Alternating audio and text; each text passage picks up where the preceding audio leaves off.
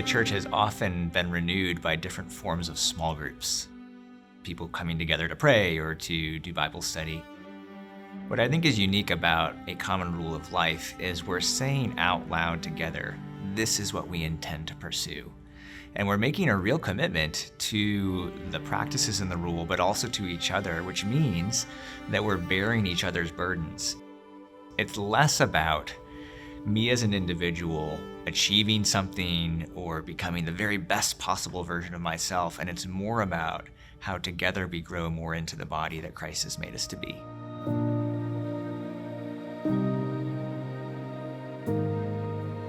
It was my first year out of undergrad.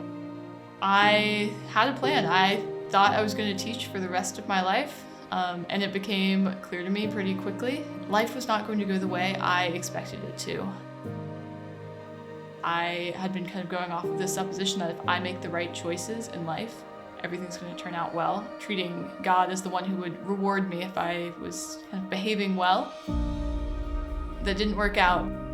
My plans were too small. I was just trying to succeed on my own.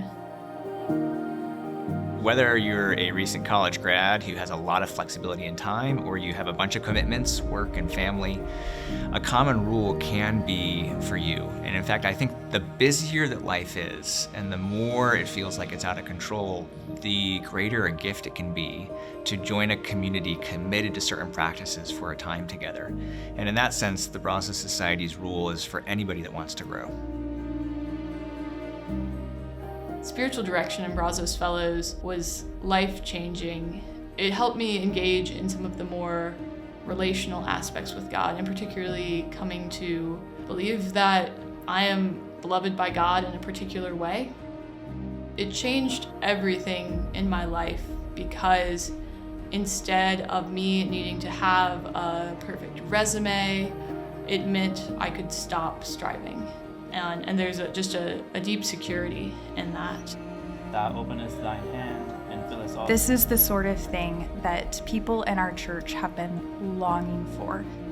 Deep formation, rigorous study, and really a life centered in prayer and community. It doesn't matter if your members live far apart from each other. It doesn't matter if your church doesn't have money, and it doesn't matter if your church is small. It works because people want deep formation, people who are seriously committed to pursuing the life of holiness together.